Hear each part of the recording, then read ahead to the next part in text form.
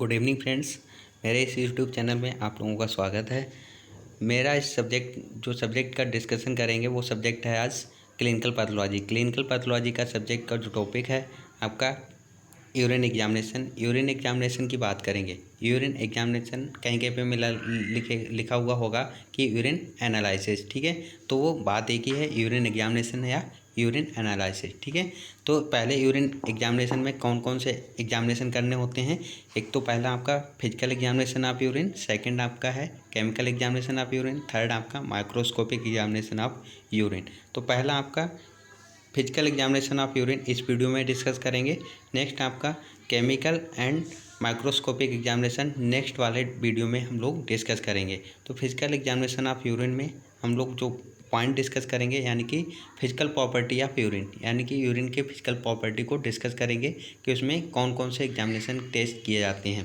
पहला, कोई भी यूरिन है उसकी वॉल्यूम कितनी है, उसका कलर कैसा है, अपीयरेंस कैसा है, ऑर्डर कैसी है, स्पेसिफिक ग्रेविटी क्या है और पीएच क्या है। इसके अकॉर्डिंग हम लोग फिजिकल एग्जामिनेशन करते हैं किसी यूरिन का, ठीक है। तो एक एक करके हम पॉइंट को डिस्कस करेंगे। पहला है आपका वॉल्यूम ऑफ यूरिन, यूरिन की कितनी वॉल्यूम है, ठीक है। उसके अकॉर्डिंग हम किसी डिजीज़ का पता लगा सकते हैं कि कम या बढ़ने से कौन सी डिजीज़ हो सकती है। तो एवरेज, पहले किसी भी चीज़ को इसकी एवरेज पता होना चाहिए कि कितनी एवरेज नॉर्मल होनी चाहिए, ठीक है। तो the average 24 hour urinary output in adult is 600 to 2000 ml, यानी कि 24 आवर में किसी एडल्ट में जो है उसमें कितना होना चाहिए, 600 to 2000 ml एक नॉर्मल रेंज होती है, इतना ही यूरिन आउटपुट होना चाहिए। अगर 600 ml से कम यूरिन आउटपुट हो रही है तो एबनॉर्मल कंडीशन है। 2000 ml से अगर अधिक यूरिन आउटपुट हो रही है वो भी एबनॉर्मल कंडीशन है। The volume varies with the fluid intake, diet and climate, ठीक है। अगर कोई भी जो भी यूरिन आउटपुट है वो अगर वेरीज कर रही है, घट या बढ़ कर रही है, तो वो क्या, उसके साथ में क्या हो सकता है, फ्लूइड इनटेक, यानी कि आप लोग फ्लूइड का इनटेक ज़्यादा कर रहे हैं या कम कर रहे हैं उस कंडीशन में हो सकता है। डाइट, यानी कि डाइट का भी फैक्टर हो सकता है। एंड क्लाइमेट, कोई भी बाहर का आपका जो भी मौसम चल रहा है उसके अकॉर्डिंग भी, जैसे गर्मियों के दिनों में यूरिन आउटपुट कम होता है, ठीक है। आपके सर्दियों के दिनों में यूरिन आउटपुट बढ़ जाता है, ठीक है। तो ये जो 3 वर्ड दिए गए हैं, पॉलीयूरिया, ऑलिगोयूरिया, एनयूरिया, ये क्या है, एबनॉर्मल कंडीशन, यूरिन की एबनॉर्मल कंडीशन वॉल्यूम की, ठीक है। पॉलीयूरिया, अगर वॉल्यूम, पॉलीयूरिया कब होगी, यूरिन वॉल्यूम ग्रेटर देन 2000 पर ml पर 24 आवर। अगर 2000 ml पर 24 आवर से किसी की यूरिन एक्सक्रीशन ज़्यादा हो रहा है 2000 ml से, तो उस कंडीशन को क्या बोलेंगे, पॉलीयूरिया, ठीक है। इस कंडीशन में कौन कौन सी कंडीशन इंडिकेट करेगा, कौन कौन सी बीमारी को इंडिकेट करेगा। एक तो आपको डायबिटीज मिल्टस में हो सकता है condition, diabetic insipidus, chronic renal failure and diuretic therapy. अगर कोई डायरेटिक थेरेपी ले रहे हैं तो उस कंडीशन में भी पॉलीयूरिया की कंडीशन हो सकती है। नेक्स्ट है आपका ऑलिगोयूरिया। ऑलिगोयूरिया क्या होता है, urine volume is less than 400 ml पर 24 आवर। अगर 24 आवर में किसी की यूरिन की वॉल्यूम 400 से कम हो जाती है उस कंडीशन को बोलते हैं ऑलिगोयूरिया, यानी कि कम हो जाना। फेब्राइल स्टेट, यानी कि आपको अधिक फीवर हो जाना। Acute glomerulonephritis, congestive heart failure, dehydration, यानी कि कंजस्टिव हार्ट फेल्योर की कंडीशन हो सकती है। डिहाइड्रेशन, यानी कि बॉडी में वाटर की कमी हो जाने के कारण भी ऑलिगोयूरिया की कंडीशन हो सकती है। एनीयूरिया, एनीयूरिया मीन्स क्या होती है, यूरिन आउटपुट रुक जाता है, या बोल सकते हैं urine volume less than 100 ml पर 24 आवर। 24 आवर में 100 ml से भी कम यूरिन का पास होना एनीयूरिया की कंडीशन कराती है। एक होती है कंडीशन नक्टूरिया। नक्टूरिया में 500 ml पर नाइट, यानी कि 500 ml से ज़्यादा एक नाइट में यूरिन का पास होना नक्टूरिया की कंडीशन कहलाती है। एनीयूरिया की कंडीशन कौन कौन सी इंडिकेट करेगा, acute tubercular necrosis, complete urinary tract obstruction, यानी कि जो भी यूरिनरी ट्रैक्ट है, यूरिनरी आउटफ्लो करने के जो भी ट्रैक है उसमें क्या है, ऑब्स्ट्रक्शन हो जाना, रुकावट हो जाना, उस कंडीशन में भी एनीयूरिया की कंडीशन हो सकती है। कोई आपके प्रोस्टेट ग्लैंड जो होती है उसका ग्रोथ हो जाने के कारण हो सकता है ऑब्स्ट्रक्शन हो गया है। कोई भी आपका स्टोन हो सकता है, उस कारण भी आपका एनीयूरिया की कंडीशन हो सकती है।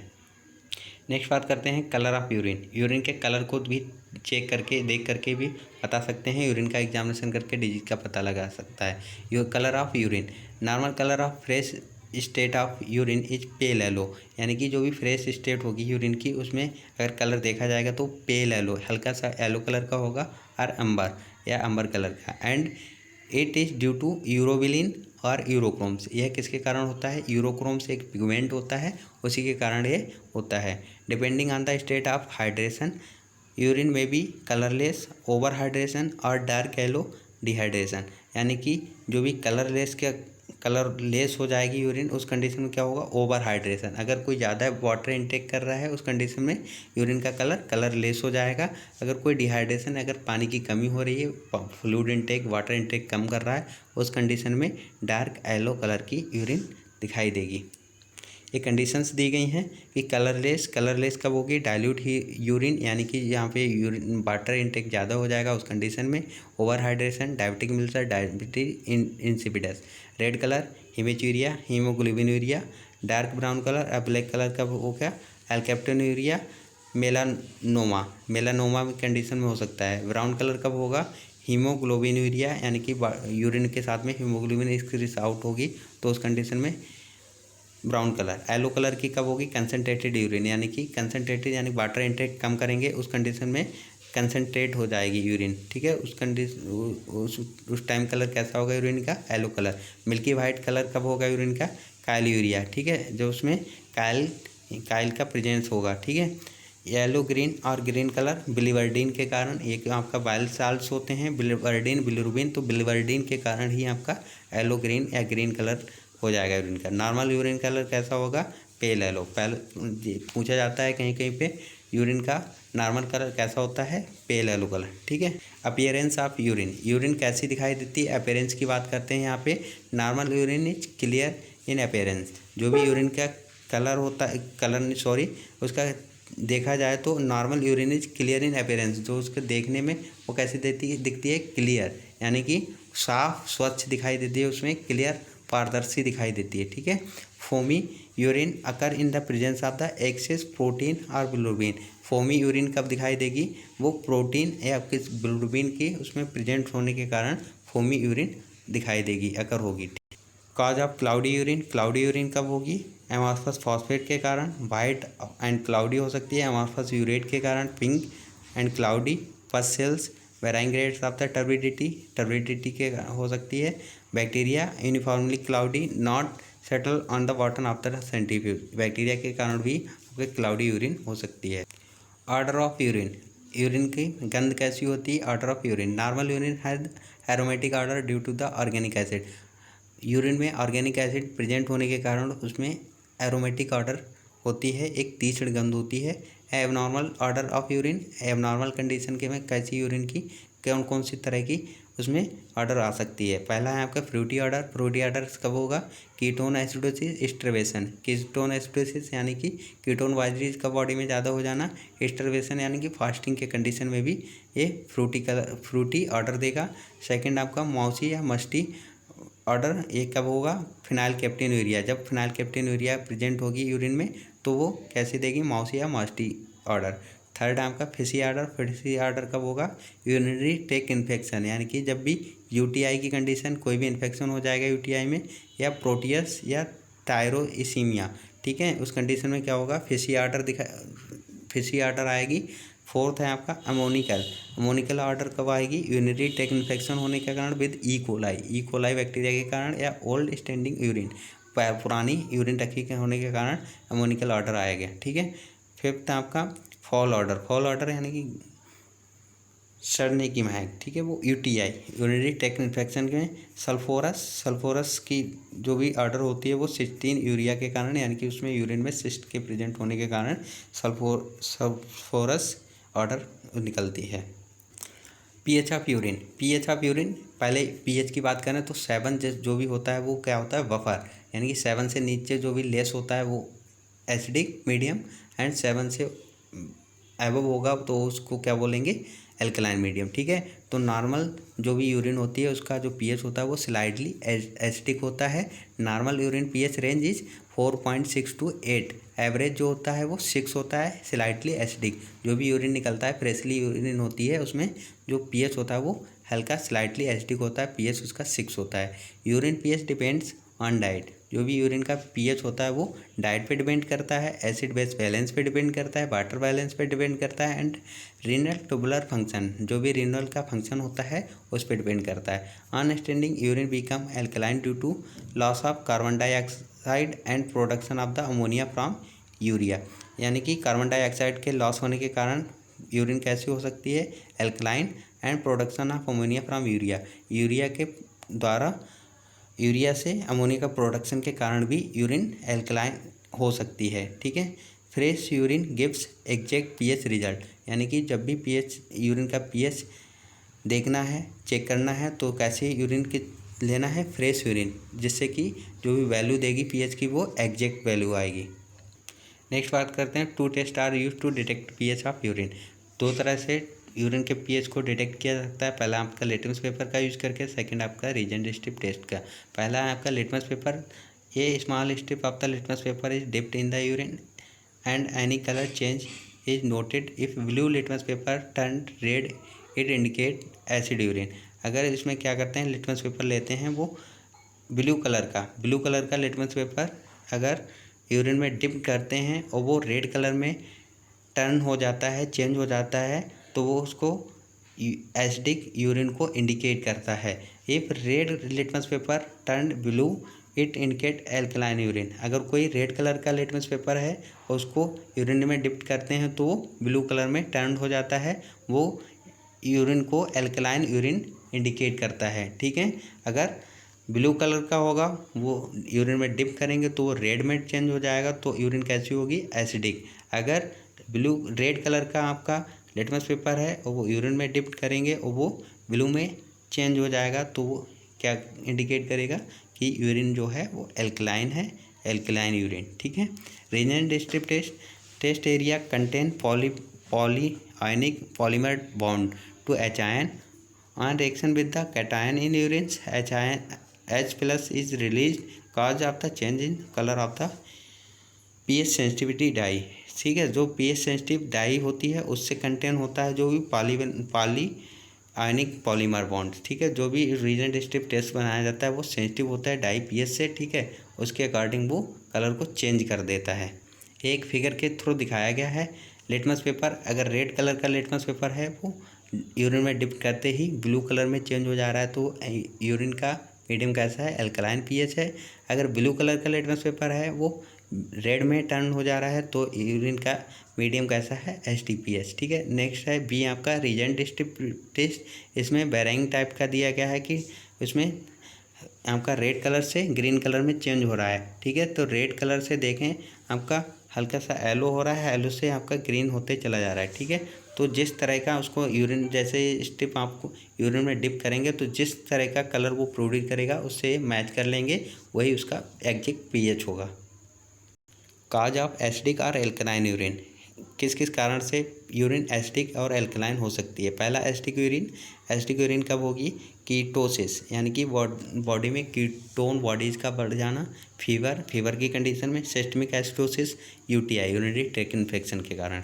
सेकेंड है एल्कलाइन यूरिन कब होगी, स्टिक वेजिटेरियन, कोई बिल्कुल वेजिटेरियन है, सिस्टमिक एल्कोलोसिस के कारण, UTI urinary tract infection, alkalisation therapy, यानी कि कोई एल्कलाइन टाइप की कोई ड्रग्स की थेरेपी चल रही है, उस कंडीशन में भी एल्कलाइन यूरिन हो सकती है। नेक्स्ट बात करते हैं specific gravity of urine. Specific gravity of urine, relative mass density in urine, यानी कि it depends on amount of solute in solution, यानी कि यूरिन में कितने मात्रा में सल्यूट्स प्रेजेंट हैं उसके द्वारा क्या पता लगता है, स्पेसिफिक ग्रेविटी। ठीक है। स्पेसिफिक ग्रेविटी के द्वारा किसी यूरिन में कितने मात्रा में कौन सल्यूट्स कितने प्रेजेंट हैं उसको इंडिकेट करता है। ठीक है। तो अगर यूरिन में ज़्यादा मात्रा में सल्यूट्स प्रेजेंट होंगे तो स्पेसिफिक ग्रेविटी ज़्यादा होगी, अगर कम मात्रा में सल्यूट्स प्रेजेंट होंगे तो स्पेसिफिक ग्रेविटी कम होगी। जैसे यूरिन में आपके uric acid, creatinine, sulphate, phosphate, ammonia, ये क्या है आपके सल्यूट्स प्रेजेंट होते हैं, जिसके कारण उसका क्या होता है, स्पेसिफिक ग्रेविटी बड़ी होती है। It is the basically A comparison of density of urine against the density of distil water at a particular temperature, यानी कि किसी डिस्टिल वाटर की डेंसिटी और यूरिन की डेंसिटी के कंपेरिजन को ही क्या बोलते हैं, स्पेसिफिक ग्रेविटी। ठीक है, specific density of distil water is 1। अगर किसी डिस्टिल वाटर की स्पेसिफिक डेंसिटी कितनी होती है 1, लेकिन यूरिन में कुछ सल्यूट्स प्रेजेंट होते हैं, वेस्ट प्रोडक्ट होता है, इसलिए उसमें कुछ सल्यूट्स यानी कि urea, uric acid, creatinine, ammonia, phosphate, ये क्या होते हैं, उसमें कुछ ना कुछ सल्यूट्स प्रेजेंट होते हैं, जिसके कारण उसमें क्या होता है, स्पेसिफिक डेंसिटी कुछ बढ़ जाती है। ठीक है, तो इसीलिए normal specific density of urine is 1.0032 to 1.030 and it depend on status of hydration. इतनी नॉर्मल आपकी डेंसिटी होती है। अगर ये डिपेंड किस पे करेगी, स्टेट ऑफ हाइड्रेशन। अगर कम मात्रा में आप वाटर लेंगे तो उस कंडीशन में जो डेंसिटी होगी वो बढ़ जाएगी। अगर अधिक मात्रा में हम वाटर लेंगे तो यूरिन की डेंसिटी घट जाती है। नेक्स्ट बात करते हैं measurement specific gravity of urine, methods of measurement. जो भी इसमें मेथड्स का यूज़ किया जाता है, यूरोनोमीटर, जो भी आप इंस्ट्रूमेंट्स का यूज़ करते हैं उसका नाम है यूरोनोमीटर। ये है आपका यूरोनोमीटर। ठीक है, इसमें एक स्टैंड होता है बीकर टाइप का, उसमें ग्लास की ट्यूब लगी होती है, बीच में आपका यूरोनोमीटर डिप कर दिया जाता है। ठीक है, तो प्रोसीजर पढ़ते हैं। Take 2/3 of urinometer container with urine, यानी कि जो भी यूरोनोमीटर आपका जो ट्यूब है, कंटेनर है, उसमें 2 पार्ट यूरिन को फिल करते हैं। Allow the urinometer to float into the urine. अब क्या करते हैं, जो यूरोनोमीटर है उसमें फ्लोट करवाते हैं, तैराते हैं, यूरिन में छोड़ देते हैं। Read the graduation of at the lowest level of the urinary meniscus. ठीक है, जो भी हम यूरोनोमीटर उसमें डिप कर रहे हैं तो उसमें क्या है, ग्रेडिंग हुई होती है। ठीक है, तो उस ग्रेडिंग को चेक कर लेते हैं। Correction of the temperature albumin is a must. जो भी यूरिन का यूज कर रहे हैं उसमें टेम्परेचर और एल्बुमिन को करेक्शन करना होता है। अगर करेक्शन नहीं करेंगे तो अगर टेम्परेचर 3 डिग्री सेंटीग्रेड अगर इंक्रीज होगा तो उसमें 0.012 रिस्पेक्टिवली क्या होगी, स्पेसिफिक ग्रेविटी घट या बढ़ सकती है। इसी तरह से एल्बुमिन अगर 1 ग्राम पर डेसीलीटर यूरिन में प्रेजेंट है तो उसमें 0.003 to 0.004 स्पेसिफिक ग्रेविटी घट या बढ़ सकती है। इसलिए उसमें जो भी है टेम्परेचर और एल्बुमिन को करेक्शन करना होगा, नहीं तो स्पेसिफिक ग्रेविटी का रिजल्ट फॉल्स आएगा। ठीक है, ये दिया गया है आपको यूरिनोमीटर में यूरिन 2 पार्ट फिल करके उसमें यूरिनोमीटर डिप कर दिया जाता है। उसमें स्केल दिया गया है, इसी स्केल को यहाँ पे जूमिंग करके दिखाया गया है। एग्जाम्पल रिजल्ट 1.07 जो दिखा रहा है वो क्या है, इसमें यूरिन जितनी डिप की है और यूरिन का जहाँ पे फ्लॉट करना बंद होती है, जहाँ पे यूरिन दिख रही है, ठीक है, वहीं पे जो आपका स्केल है जहाँ पे आपका तैरता हुआ आ जाएगा, ठीक है, वहीं पे उसको क्या बोलते हैं, स्पेसिफिक ग्रेविटी। उसी को रीड कर लेते हैं, वही आपका रिजल्ट हो जाता है स्पेसिफिक ग्रेविटी का। नेक्स्ट बात करते हैं कि specific gravity, high specific gravity और लो स्पेसिफिक ग्रेविटी कब कब होगी। हाई स्पेसिफिक ग्रेविटी होने से क्या इंडिकेट होगा, क्या इंडिकेशन होंगे।